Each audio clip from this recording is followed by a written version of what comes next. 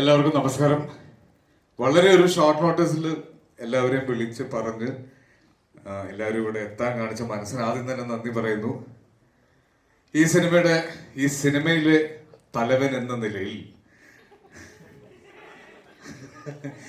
ഈ ട്രെയിലറും പാട്ടും ടീസറും ഒക്കെ കണ്ടപ്പോൾ നിങ്ങൾക്ക് എല്ലാവർക്കും തോന്നിയതുപോലെ ഇതൊരു ജിസ് ജോയ് ചിത്രമല്ല എന്ന് എഴുതി കാണിച്ച് ഈ സിനിമ തുടങ്ങേണ്ടി വരും എന്നാണ് എനിക്ക് തോന്നുന്നത്. മഴപ്പാടും എന്ന് എഴുതി തുടങ്ങിയ ആളാണ് തീത്തലവന എന്നിപ്പോ പാടിക്കൊണ്ടിരിക്കുന്നത്. ഇത് ജസ് എന്നെ ഒരുപാട് അത്ഭുതപ്പെടുത്തിയ ഒരു ചോയ്സ് ആണ്. ഞാൻ ജസിന്റെ കൂടെ ചെയ്ത് ഏറ്റവും കൂടുതൽ ആസ്വദിച്ച് ചെയ്ത 2 സിനിമകളായിരുന്നു. 3 സിനിമകളുണ്ട്. അതിലേറ്റവും സ്വീകാര്യം കിട്ടിയത് 2 സിനിമകളാണ്. തീർച്ചയായിട്ടും സൺഡേ ഹോളിഡേയും വിജയ് സൂപ്പറും.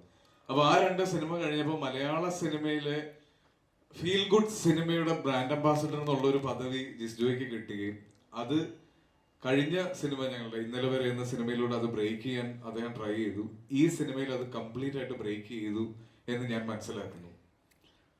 പ്രത്യേകിച്ച് ഒന്നും സിനിമയെ പറ്റി പറയാനില്ല. ഈ ട്രെയിലറും ടീസറും പാട്ടും ഒക്കെ കണ്ടപ്പോൾ ഏകദേശം ഒരു മൂഡ് നിങ്ങൾക്ക് എല്ലാവർക്കും മനസ്സിലായി കാണും. ഒരുപാട് പ്രതീക്ഷകളോട് കൂടിയാണ് ഈ സിനിമ ഞാൻ റിലീസിന് വേണ്ടി കാത്തിരിക്കുന്നത്.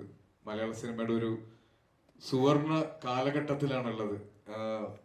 രണ്ടു ചോദിച്ച പോലെ എന്തുകൊണ്ടാണ് ഈ സിനിമ ഇറങ്ങാൻ ലേറ്റ് ആയത് എന്ന് ചോദിച്ചപ്പോൾ വളരെ സന്തോഷത്തോടു കൂടി പറയാം, ഇറങ്ങിയ എല്ലാ സിനിമകളും മലയാള സിനിമകളും എല്ലാം തിയേറ്ററിൽ നിറഞ്ഞു നിന്നതുകൊണ്ടാണ് ഈ സിനിമ ഇറങ്ങാൻ ലേറ്റ് ആയത്. ഇനി ഈ സിനിമയ്ക്ക് കുറച്ചു നാൾ ഓടാനുള്ള സ്ഥലവും സൗകര്യവും ഇവിടെ വേണം.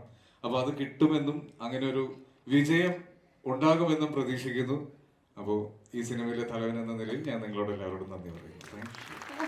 എത്ര വിനീതമായ തലവൻ എന്ന നില. ബിജേട്ടന് സമ്മതിക്കോ? അത് ബിജേട്ടൻ സമ്മതിക്കോ ഈ പറഞ്ഞത്? അതില് സംശയം ഉണ്ടായിരുന്നു ഇന്നിവിടെ വന്നേനെ. അങ്ങനെ ഇത് വിളിച്ചു ചോദിക്കണം. All the best Asif. പറഞ്ഞ പോലെ ഒരുപാട് നിറഞ്ഞോടാനായിട്ട് ഈ ഒരു സിനിമയ്ക്ക് സാധിക്കട്ടെ. ഭയങ്കര ഡിഫറെന്റ് ആയിട്ടുള്ള ട്രെയിലറാണ്, ടീസറാണ്. ആകാംക്ഷയുടെ മുൾമുനയിലാണ് ഞങ്ങളും. Thank you. ഇനി ഞാൻ